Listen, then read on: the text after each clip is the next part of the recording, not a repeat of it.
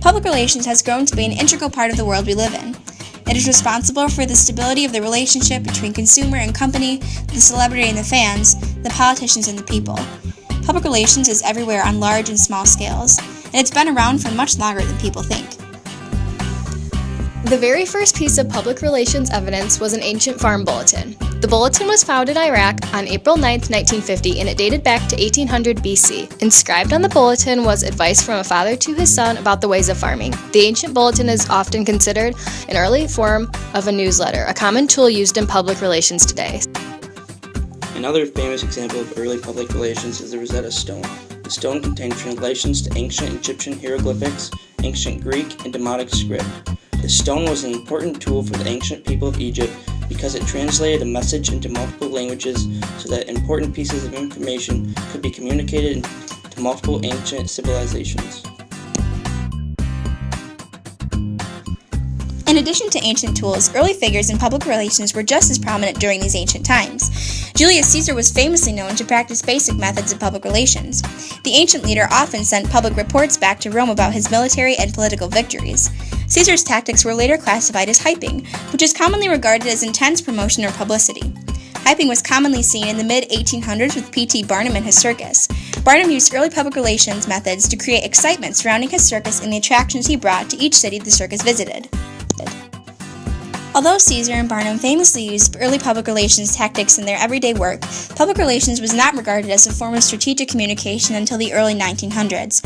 As early methods of public relations began to make their way into society, some individuals saw this as an opportunity and began to explore this uncharted territory in communications.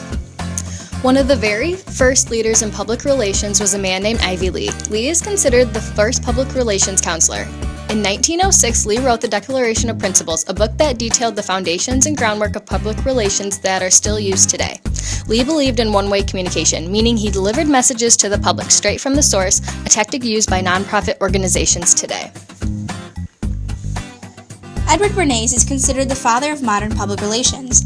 Bernays was the nephew of psychoanalyst Sigmund Freud. Influenced by his uncle, Bernays combined social sciences with public relations. By doing so, Bernays created the idea of two-way communication.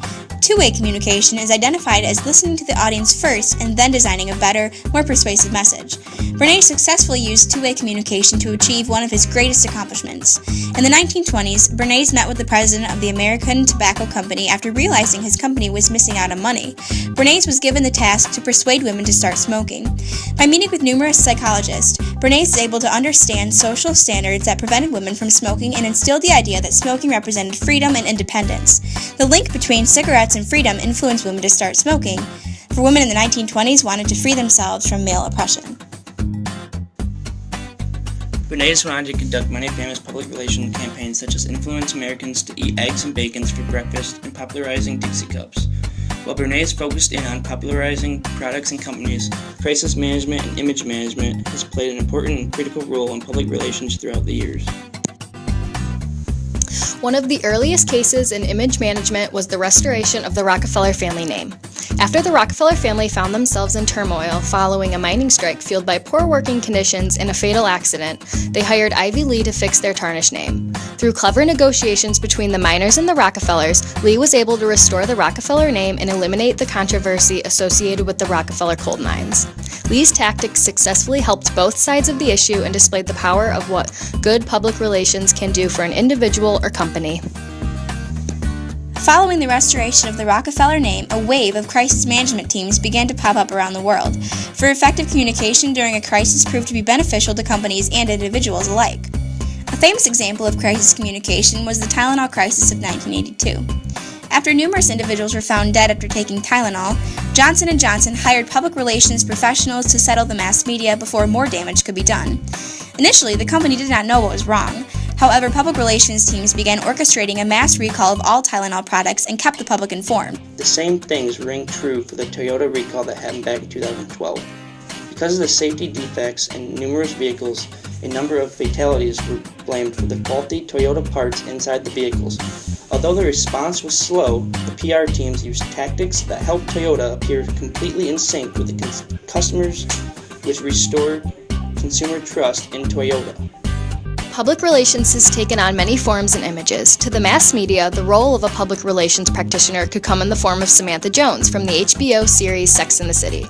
Others tend to think of public relations executives as being creative directors or publicists seen on the AMC TV series Mad Men, which depicts life at an advertising agency in 1960s New York City.